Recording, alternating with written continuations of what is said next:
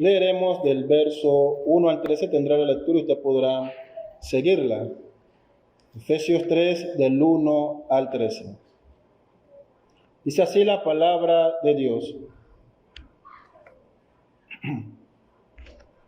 Por esta causa yo, Pablo, prisionero de Cristo Jesús por vosotros, los gentiles, si es que habéis oído de la administración de la gracia de Dios que me fue dada para con vosotros, que por revelación me fue declarado el misterio, como antes lo he escrito brevemente, leyendo lo cual podéis entender cuál sea mi conocimiento en el misterio de Cristo, misterio que en otras generaciones no se dio a conocer a los hijos de los hombres, como ahora es revelado a sus santos apóstoles y profetas por el Espíritu. Que los gentiles son coherederos y miembros del mismo cuerpo y copartícipes de la promesa en Cristo Jesús por medio del Evangelio, del cual yo fui hecho ministro por el don de la gracia de Dios que me ha sido dado según la operación de su poder. A mí, que soy menos que el más pequeño de todos los santos, me fue dada esta gracia de anunciar entre los gentiles el evangelio de las inescrutables riquezas de Cristo y de aclarar a todos cuál sea la dispensación del misterio escondido desde los siglos en Dios, que creó todas las cosas, para que la multiforme sabiduría de Dios sea ahora dada a conocer por medio de la Iglesia a los principados y potestades en lugares celestiales, conforme al propósito eterno que hizo en Cristo Jesús nuestro Señor, en que tenemos seguridad y acceso con confianza por medio de la fe en Él, por lo cual pido que no desmayéis a causa de mis tribulaciones por vosotros, los cuales son vuestra gloria. Oremos.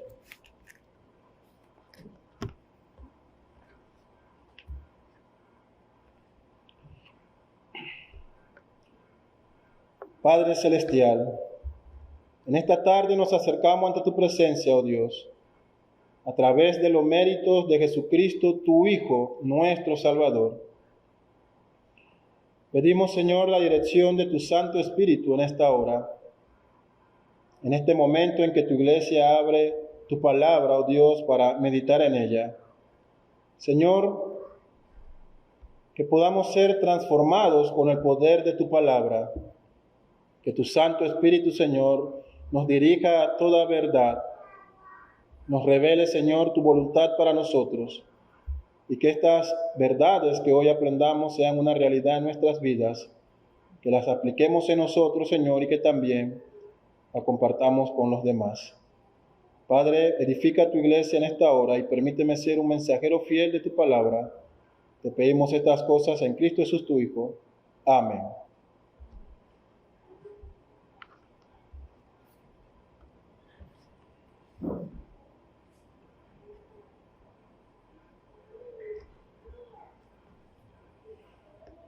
Hemos titulado el sermón de hoy, El misterio oculto, la meta de la iglesia, como subtítulo. Y el mismo estará compuesto de 3 partes. La primera parte, del verso 1 al 5, nos hablará del misterio revelado de Dios por medio de los apóstoles. Luego nos acercaremos al verso 6 hasta el 9 para conocer este misterio revelado. Y por último, vamos a finalizar del verso 10 al 13, meditando en la labor encomendada a la iglesia. Usted recordará que la semana pasada, si estuvo con nosotros, abarcamos el capítulo 2, la parte final de este capítulo, y estuvimos meditando en esta obra tan grande de reconciliación que Dios ha llevado a cabo a través de Jesucristo, mediante el cual, a través de la obra de Cristo, Él ha hecho o ha formado un solo cuerpo compuesto de judíos y de gentiles. Notamos que los judíos era este pueblo que había sido llamado por Dios para ser su representante en esta tierra. Dios, a través de la descendencia de Abraham en Jacob, forma a la nación de Israel. Estas 70 y tantas personas que entraron a Egipto con José, 400 años después salen de allí siendo un pueblo numeroso. Salen libertados por Moisés, a quien Dios levanta para que rescate a su pueblo en Egipto y para conformar en ellos a esta nación de Israel. Nación que recibiría grandes beneficios de parte de Dios. Los profetas, la ley, la revelación del Mesías y muchas otras cosas más. Pablo se refiere a ellos en esta carta, vimos el domingo pasado, como aquellos que estaban cercanos a Dios, cercanos a las promesas del Padre. Pero también nos dice las Escrituras a través del apóstol Pablo, el Señor en su soberanía había determinado incluir dentro de este pueblo a los gentiles. Y se refiere a ello como a estas naciones o personas que, a diferencia de los judíos, se encontraban alejados de Dios, distanciados. En Cristo, dice Pablo, ahora los gentiles son hechos cercanos a Dios mediante su obra. Son llamados para ser parte de este pueblo que se está formando tanto de judíos como gentiles. Pablo es enfático en decir, esta barrera que dividía a judíos y a gentiles ha sido quitada por Cristo. Él ha removido todo obstáculo entre ambos pueblos y ha hecho de ellos un solo cuerpo. Él es nuestra paz, dice Pablo, que de ambos ha conformado a un solo hombre, a un solo pueblo, un solo cuerpo para gloria de Dios.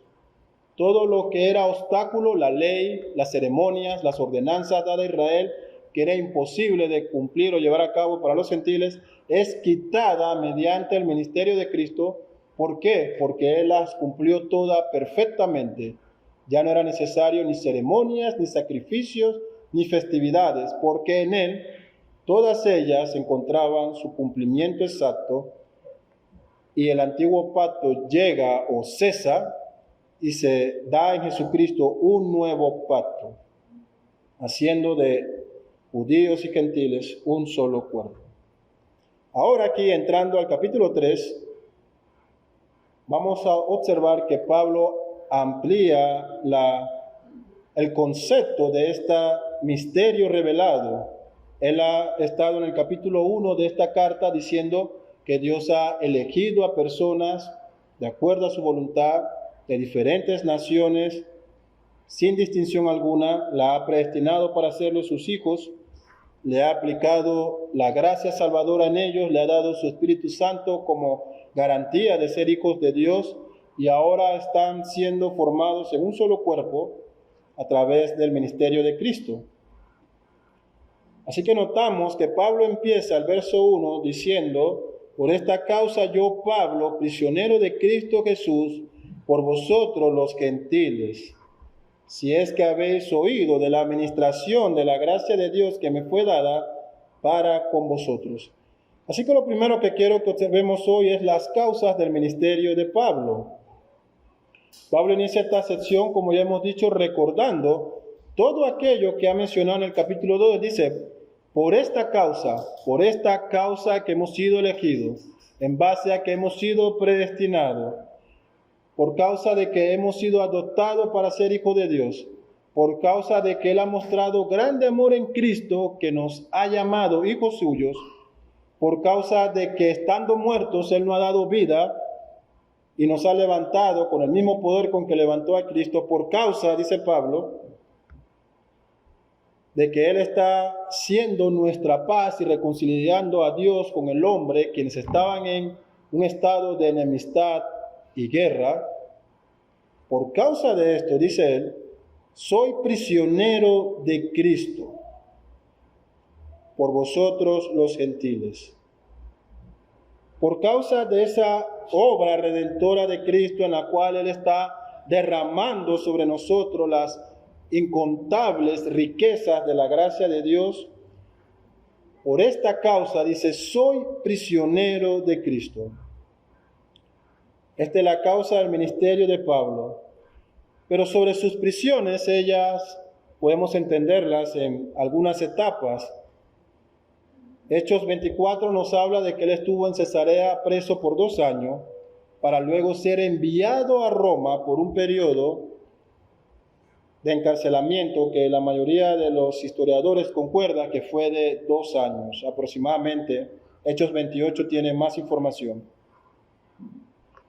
Y fue en este encarcelamiento, dice Pablo, y las escrituras así lo manifiestan, que Dios utilizó para darnos grandes joyas que son partes del canon, como vamos a ver más adelante.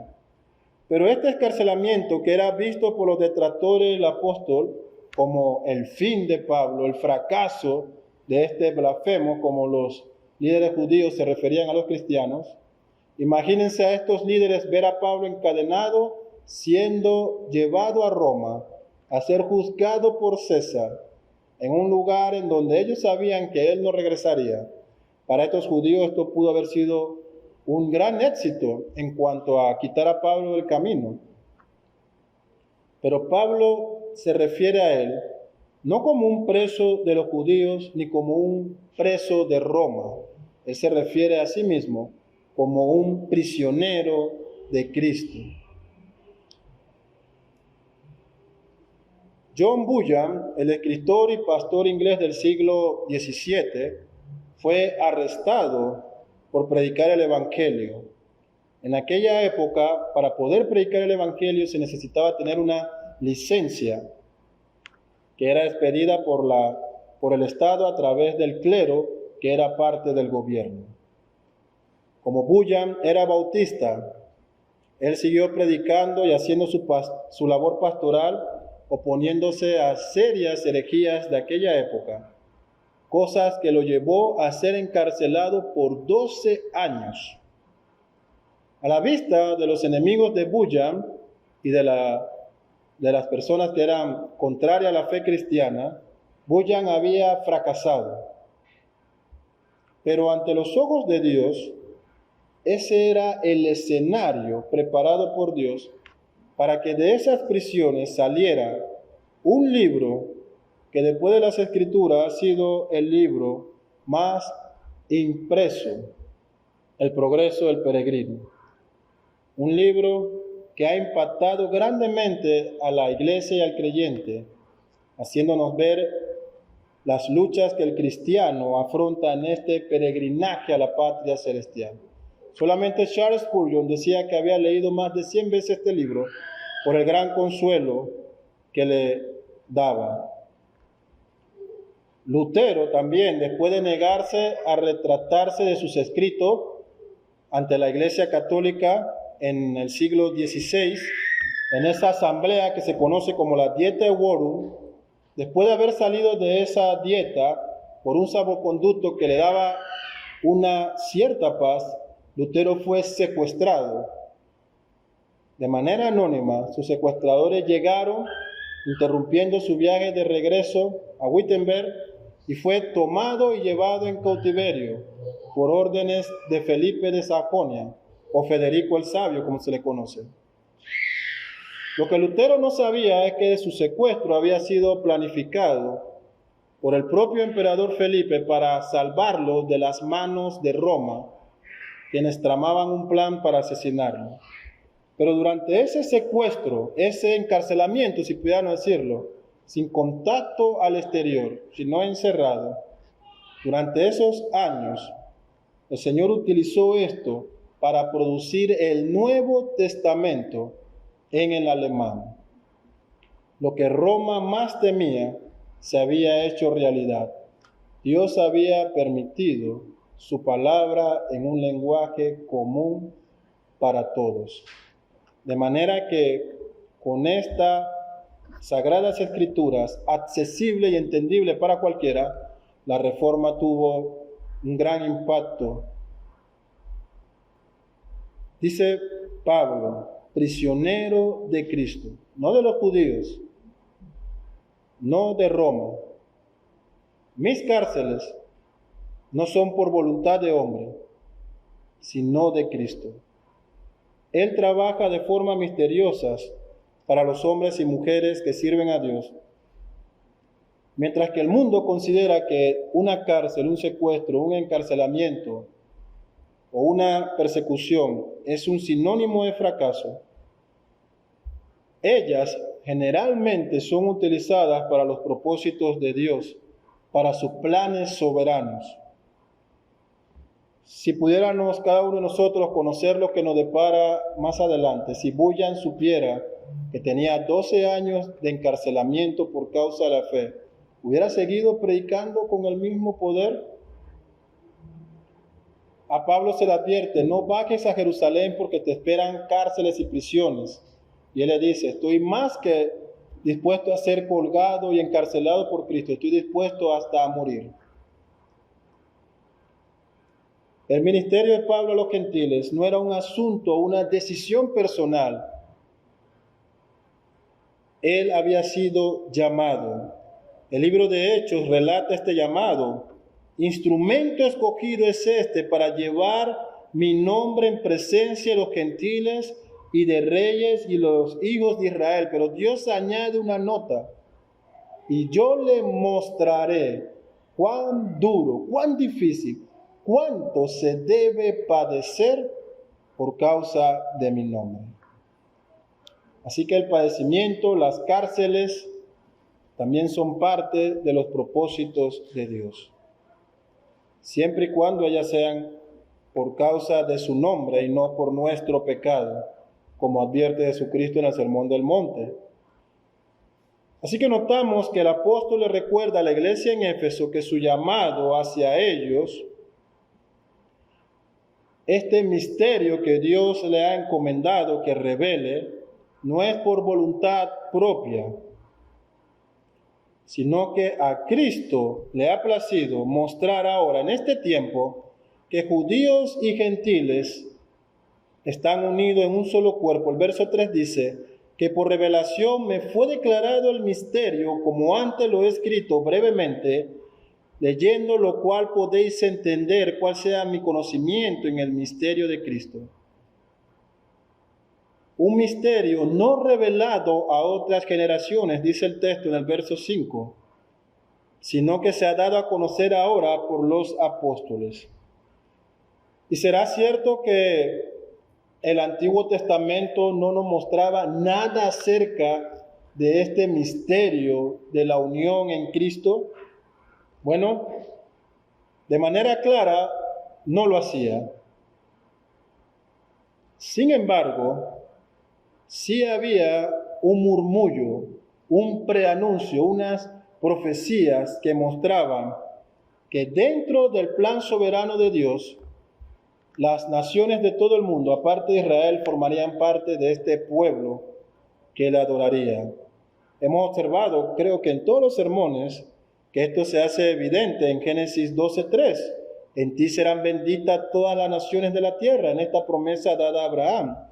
Pero note Isaías 66, mas yo conozco sus obras y su pensamiento. Dice, llegará el tiempo de juntar a todas las naciones y lenguas, y vendrán y verán mi gloria, y pondré señal entre ellos, y enviaré a su sobreviviente a las naciones, a Tarsis, a Fud, a Lut, a Meset, a Ros, a Turbai y a Jabam, a las costas remotas que no han oído de mi fama, ni han visto mi gloria, dice Dios. En esos lugares remotos, yo anunciaré mi gloria entre ellos. Oseas también nos dice en el capítulo 1, verso 10, con todo será el número de los hijos de Israel como la arena del mar, que no se puede medir ni contar. Y en el lugar en donde les fue dicho, vosotros no sois pueblo mío, ahora les será dicho, sois hijos del Dios viviente. Pero Cristo es contundente en Juan capítulo 10, 16. Él dice esto, también tengo otras ovejas que no son de este redil, de Israel. Aquellas también debo atraer y oirán mi voz, y habrá un rebaño y un pastor. Así que Pablo, al igual que otros apóstoles, se le ha encomendado el anuncio de este misterio que ellos han llamado misterio de Cristo. Y aunque el Antiguo Testamento ya anunciaba una obra de salvación extendida a todas las naciones, para la mente del judío, para el israelita, eso solamente podría ocurrir que un extranjero fuera parte del pueblo si ellos abrazaban la fe judía, si ellos practicaban absolutamente todas las ceremonias y si ellos celebraban todas las fiestas de su calendario. Ellos dicen, no hay problema, puedes hacerte un prosélito, o como el libro de Hechos lo llama, y los evangelios, puedes ser un temeroso de Dios, que era el adjetivo para referirse a los gentiles que habían abrazado el judaísmo, siempre y cuando tú cumplas con la ley, abraces y cumplas la ceremonia y celebres todas nuestras festividades. Sin embargo, dice Pablo, que este misterio de Cristo ha sido dado a los apóstoles y profetas. Ellos han sido comisionados por Dios para enseñar este propósito. Hay un nuevo pacto en Cristo, un nuevo cuerpo formado de ambos grupos gentiles y judíos. Vemos que este misterio es revelado en el verso 6, notamos que los gentiles son coherederos y miembros del mismo cuerpo y copartícipes de la promesa de Cristo Jesús por medio del Evangelio. Así que esta expresión, que el misterio ha sido revelado, es como quitar el velo. Hay este mensaje que puede ser esta escultura que está cubierta con el velo, como la mesa del Señor en este día. El Antiguo Testamento está diciendo, vendrá una unión en donde todas las naciones serán un pueblo con Dios. Él no está diciendo cómo ocurrirá y de qué forma. Y en Cristo este velo es quitado a la luz de todo y es revelado ahora que gentiles, al igual que los judíos, los gentiles son coherederos y miembros del mismo cuerpo. El velo se ha removido por el Espíritu Santo y se ha manifestado esta hermosa verdad que Dios ha dado a los apóstoles y profetas. ¿Y qué nos dice este misterio? Como hemos leído en el verso 6, gentiles son coherederos y miembros del mismo cuerpo y copartícipes de las promesas de Cristo.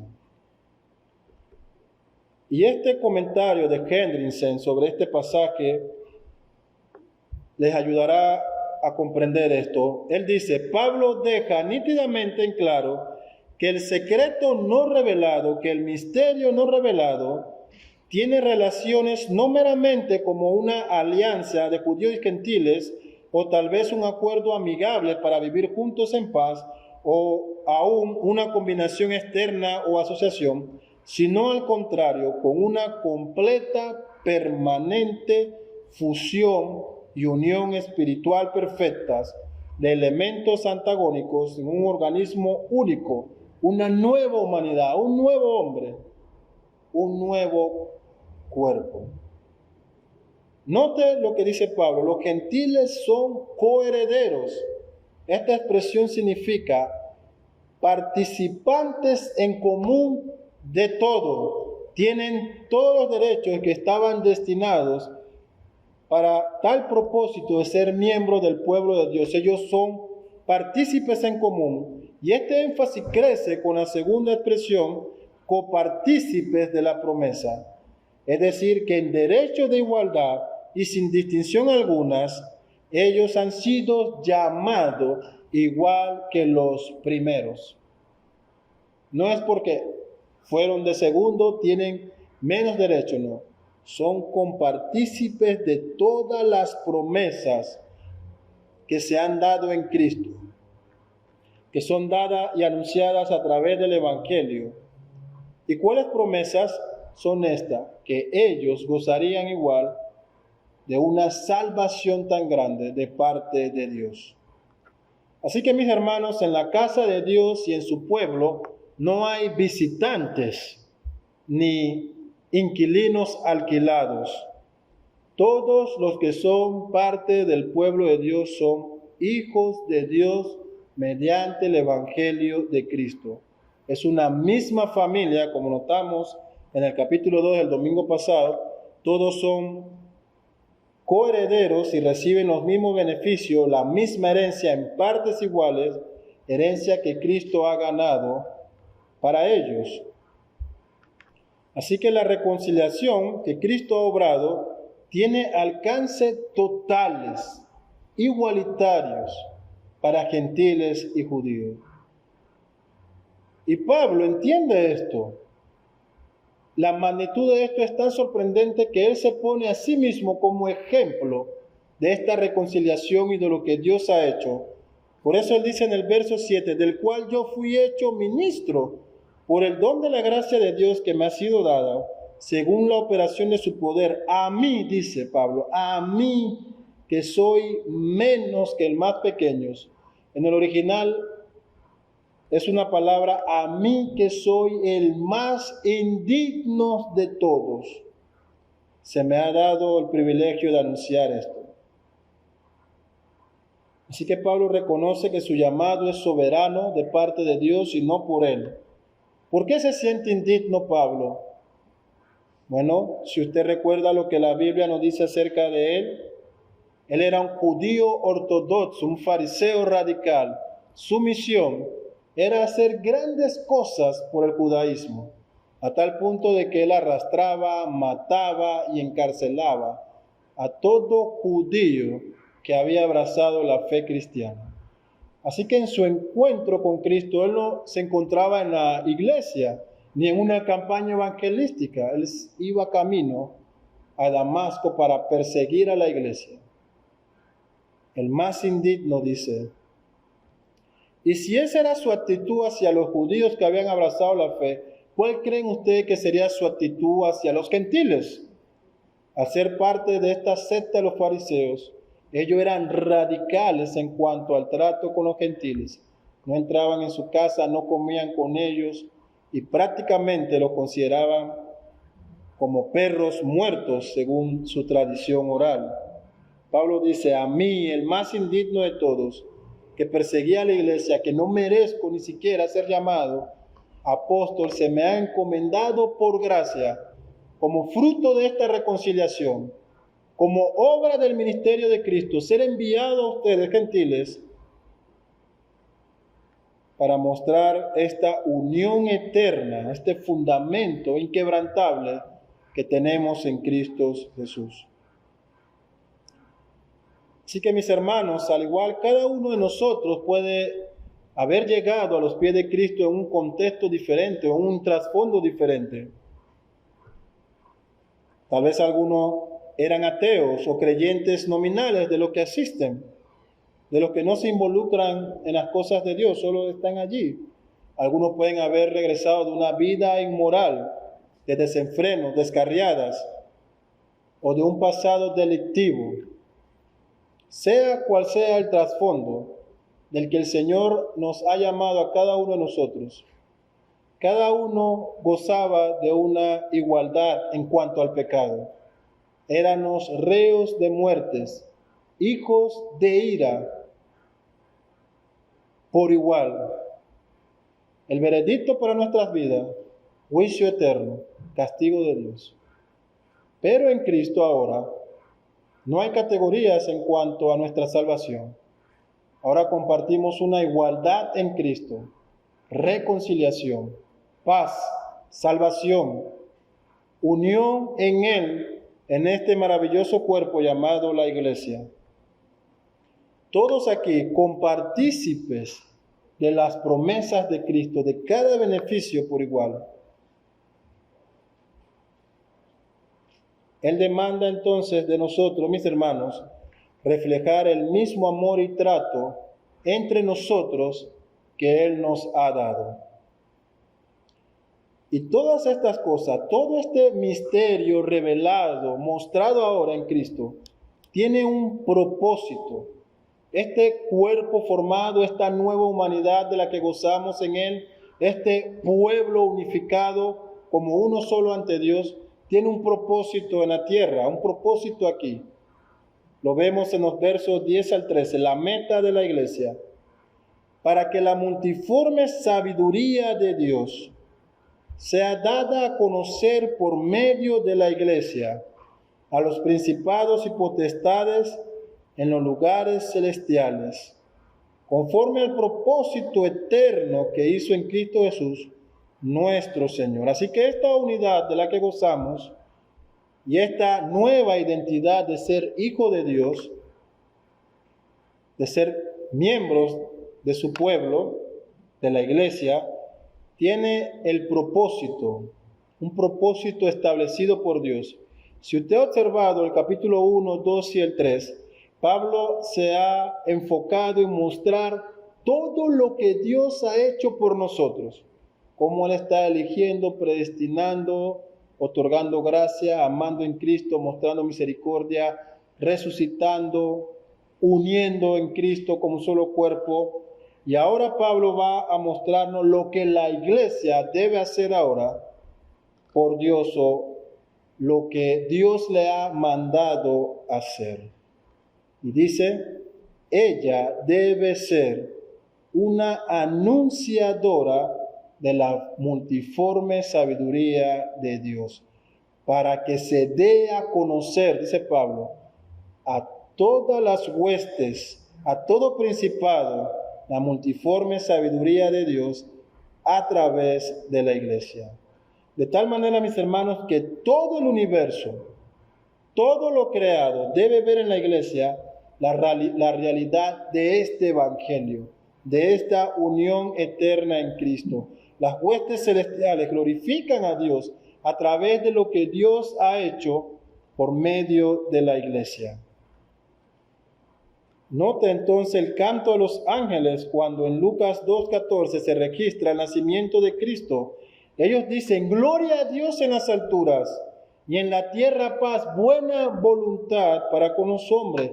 Esto está haciéndose realidad. Los ángeles saben, ha descendido el Mesías, ha nacido, y esta unión eterna forjada en el tiempo pasado por el Dios Trino ahora se está haciendo realidad con la presencia del Mesías entre ustedes.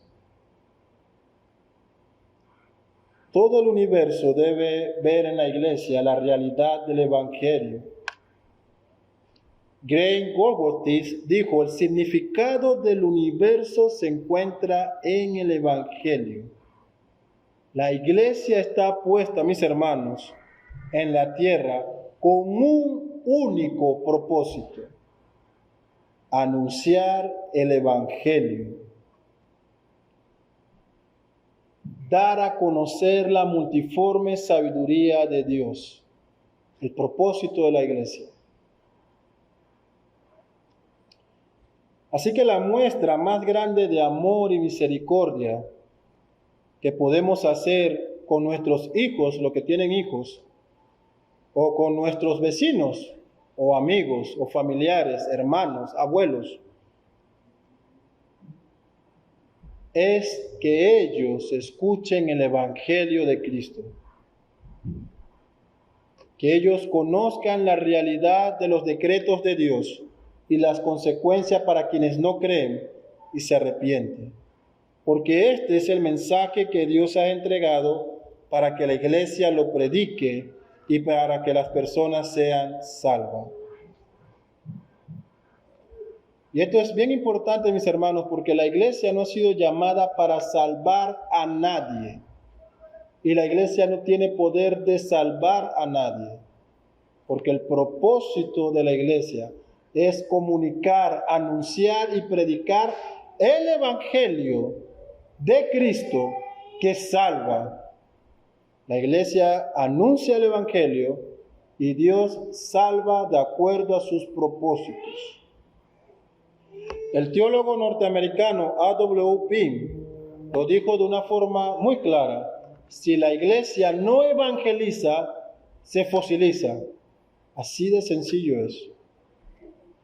Y es bien importante, mis hermanos, que yo le aclare que el anuncio del evangelio es una responsabilidad tanto de carácter corporal, la iglesia, todos, como de carácter individual, cada uno de ustedes y yo.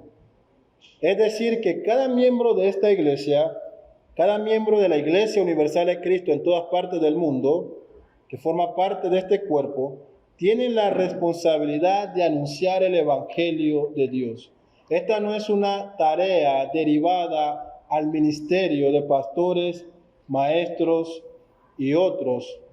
Es una labor de toda la Iglesia y de cada creyente en particular. Usted debe ser anunciador del Evangelio entre su familia, con sus amigos, vecinos, compañeros de la universidad o del colegio, personas que no conoce y que Dios pone delante de su camino.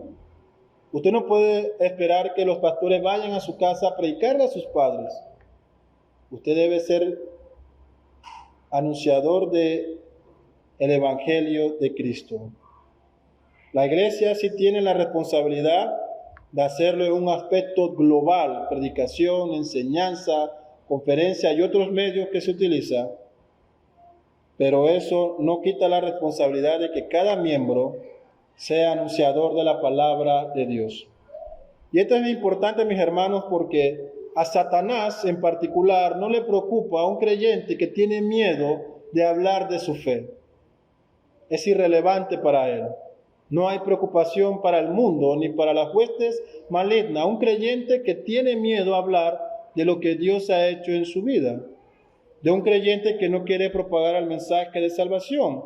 De la misma manera que al mundo y a Satanás no le importa o no se preocupa de una iglesia que está envuelta en un simple activismo religioso y que no predica el Evangelio. Ellos no serán focos del ataque de las huestes malignas por el simple hecho de que no son iglesia. Porque el propósito de la iglesia, dice Pablo, es comunicar al universo la multiforme sabiduría de Dios. Sin embargo, el mundo temblará y Satanás temblará ante un creyente que de verdad cumple su misión, su meta, su propósito, de reflejar a Cristo en su vida y anunciarlo a los demás. De la misma manera en que Satanás se levantará con ira y ataque contra una iglesia que de verdad se ha propuesto predicar y mostrar al mundo la multiforme sabiduría de Dios por medio del Evangelio.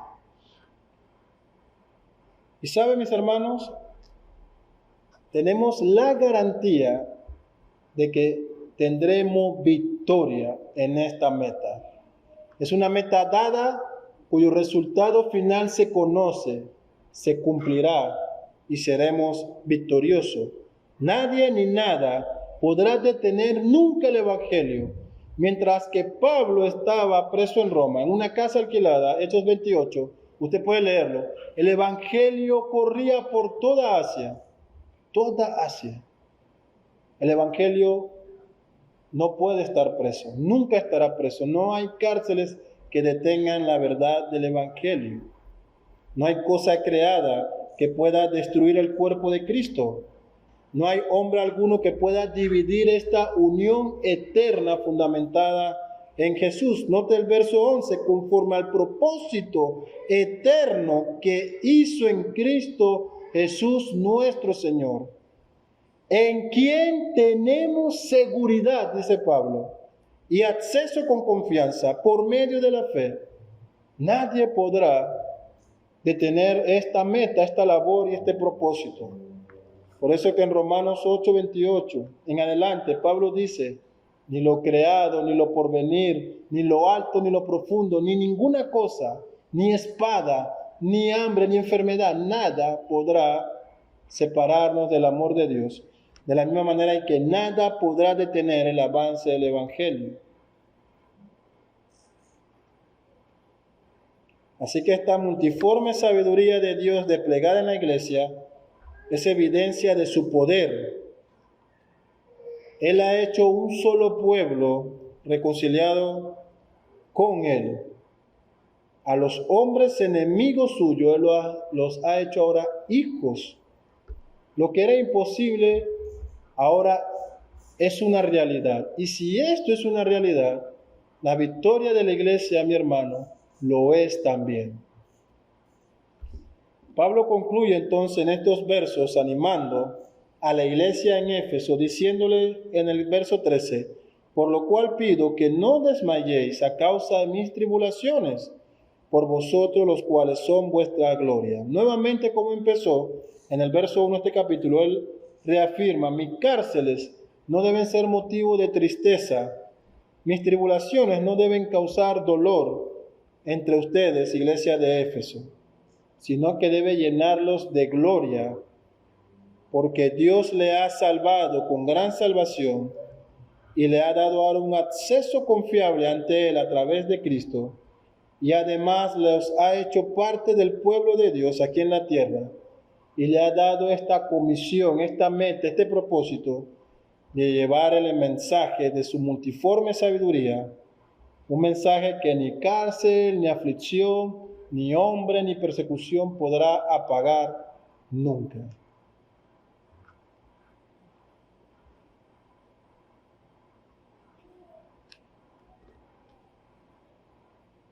La pregunta, mi hermano, es si esto es un deseo en tu vida. Si tú como hijo de Dios, miembro de este cuerpo, de la iglesia, estás involucrado en esta labor que se nos ha encomendado. Una labor de llevar el mensaje del Evangelio, no de grabar TikTok, de predicar el Evangelio. ¿Estás trabajando por el reino, por la expansión del reino? Tu oración, que tu reino venga pronto a nosotros, también en tus acciones escuchen el mensaje del reino. Pero quiero que reflexiones aún en otras cosas. ¿Qué tan cómodo estás con la realidad de que tu hijo o tu hija, tu padre o tu madre, o cualquier pariente o amigo ha llegado a ti, cercano a ti, que no conoce a Cristo, morirá y será enviado a una eternidad? ¿Qué tan tranquilo te deja esta verdad? ¿O acaso no queremos que aquellos a quienes amamos también gocen de esta herencia que tenemos en Cristo? Y si ellos se rehúsan a creer, podremos decir como lo hacía Susana Wesley cuando hablaba con sus hijos y les decía, si ustedes no creen, en el día final yo diré amén cuando Dios lo envíe al infierno.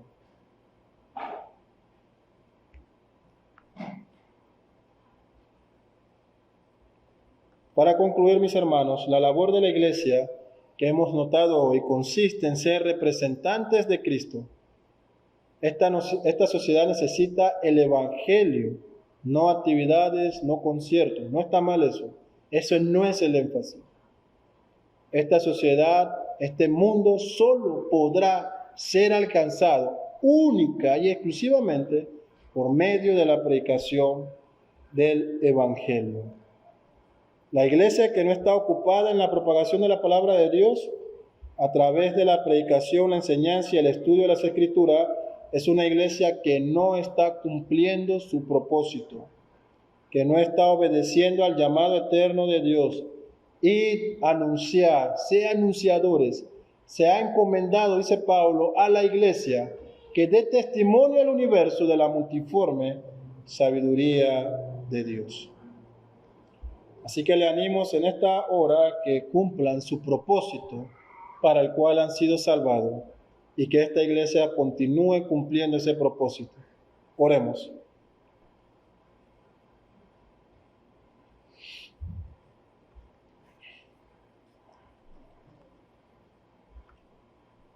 Oh Padre eterno Dios, todopoderoso, te alabamos y te glorificamos por esta gran obra a la cual tú nos has llamado de ser hijos tuyos y miembros de este pueblo, tu iglesia, Padre. Señor, fortalece a tus hijos en esta hora. Anímalos, Señor, y dale valor para que, de acuerdo a tu voluntad, ellos puedan también llevar este mensaje a las demás personas, Señor, que tú pongas delante de ellos. Padre, y te pedimos que las puertas de esta iglesia se mantengan abiertas, Señor, y que este púlpito que tú has levantado aquí Anuncie, Señor, tu evangelio, tu palabra de forma fiel hasta el día en que tú vengas por tu iglesia, Padre. Sosténnos a nosotros, a tu iglesia de Balboa, y ayúdanos, Señor, a perseverar en esta obediencia al mandato que nos has dado, Padre. Te pedimos estas cosas en Cristo Jesús, tu Hijo. Amén.